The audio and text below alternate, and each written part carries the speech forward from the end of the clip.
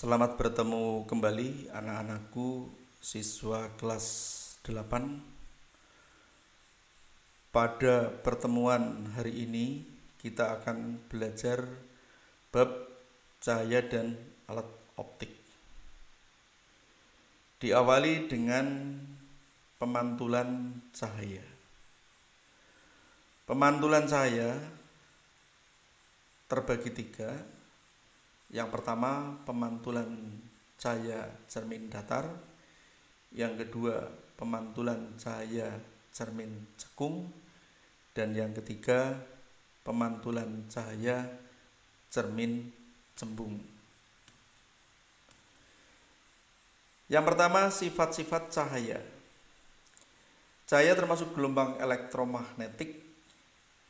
Di ruang hampa, cahaya dapat merambat dengan kecepatan 3 kali 10 pangkat 8 meter per second atau 300 juta meter per second. Bandingkan dengan gelombang bunyi atau bunyi.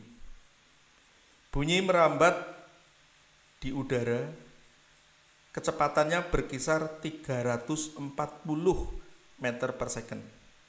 Jadi kecepatan cahaya jauh lebih besar dibanding dengan kecepatan bunyi. Sifat-sifat cahaya dapat dilihat oleh mata. Merambat menurut garis lurus. Memiliki arah rambat tegak lurus dengan arah getarnya. Memiliki energi, dipancarkan dalam bentuk radiasi, dan memiliki sifat dualisme, yaitu sebagai gelombang dan sebagai materi.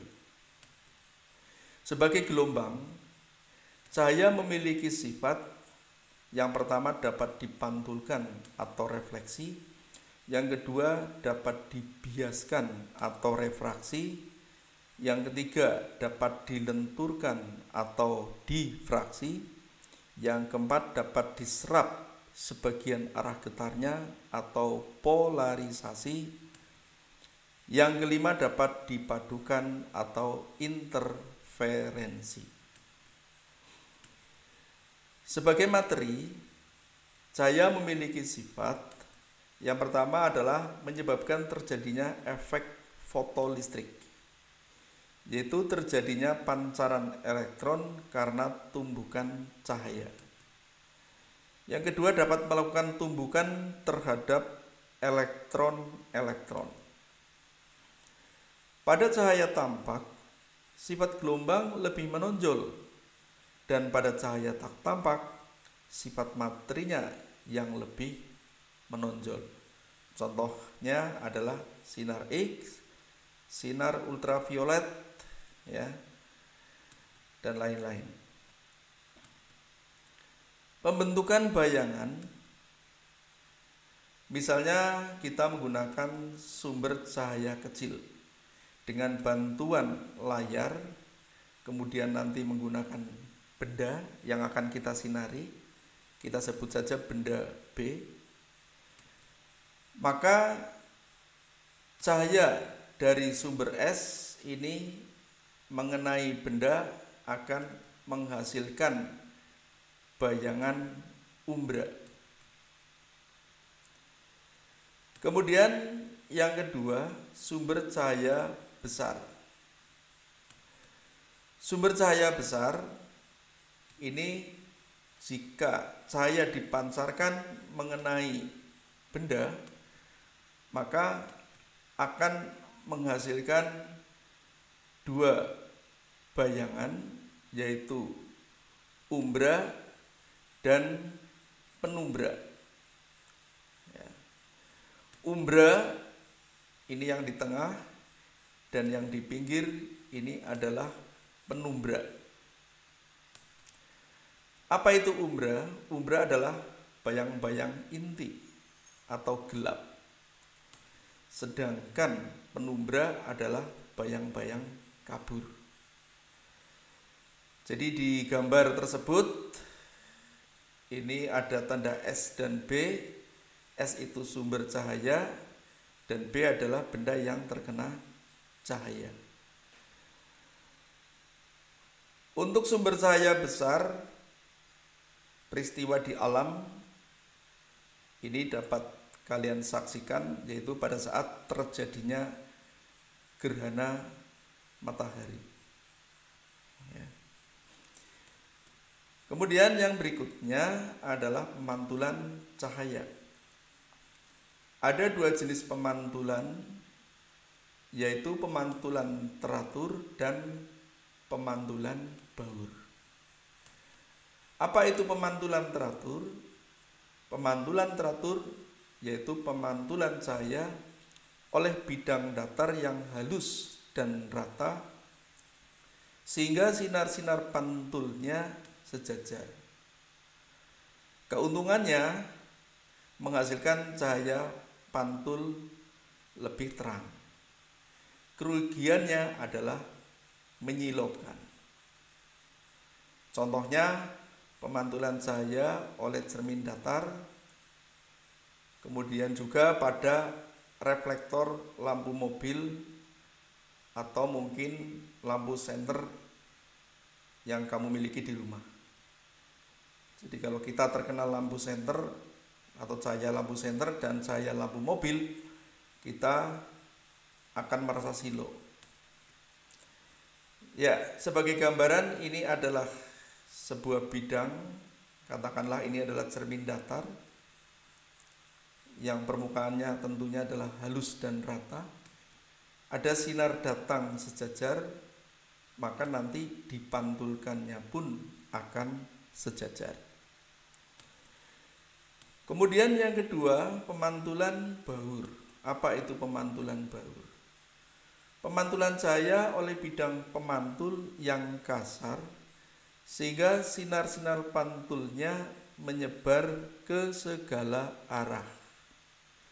Keuntungan, ruang jadi terang dan tidak menyilaukan. Kemudian contohnya adalah pemantulan cahaya oleh kertas, oleh tembok, oleh daun-daun. Ya. Di luar ruangan kita di bawah pohon masih bisa melihat ke sekelilingnya walaupun matahari ada di atasnya. Ya, karena terjadi pemantulan baur.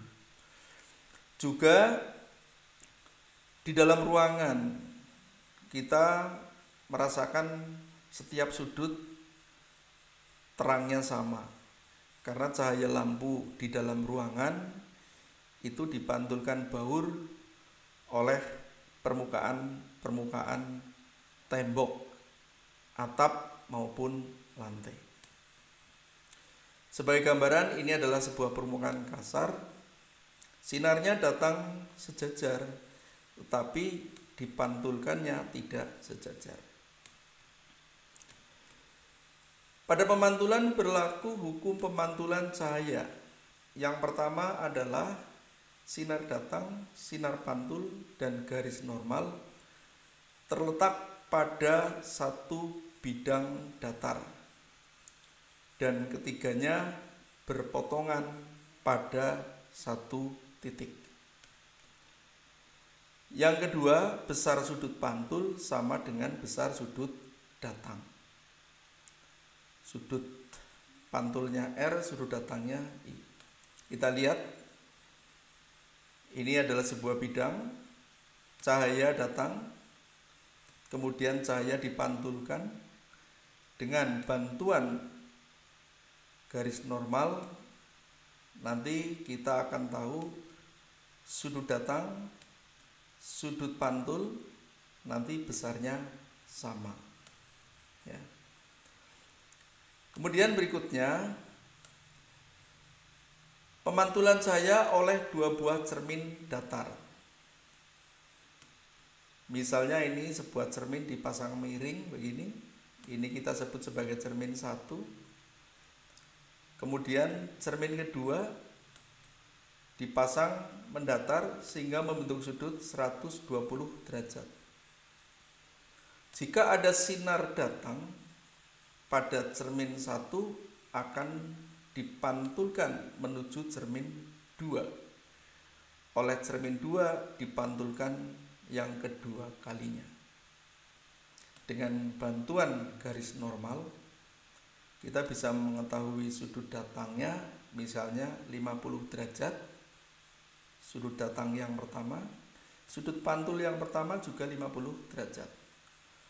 Kemudian di sini ada segitiga. Dengan aturan matematik kita bisa menghitung sudutnya, ya. Kemudian dapat diketahui dari sudut-sudut tersebut ternyata sudut datang yang kedua adalah 70 derajat. Sudut berikutnya tentunya sudut pantul 70 derajat. Ya, dari gambar ini kita bisa mengetahui besar sudut pantul oleh permukaan cermin kedua. Bisa dilihat dalam gambar, yaitu besarnya 70 derajat. Besar sudut antara sinar pantul dengan cermin kedua bisa dilihat di gambar, besarnya adalah 20 derajat. Kemudian berikutnya, pembentukan bayangan pada cermin datar. Ada 3 bentuk cermin. Yang pertama cermin datar, cermin cekung, dan cermin cembung. Benda di depan cermin ini dianggap sumber cahaya. Jadi benda yang ada di depan cermin karena dianggap sumber cahaya berarti dianggap memancarkan cahaya. Cahaya yang dipancarkan nanti akan dipantulkan oleh cermin. Hasil perpotongan sinar-sinar pantul atau perpotongan perpanjangan sinar pantul akan membentuk bayangan.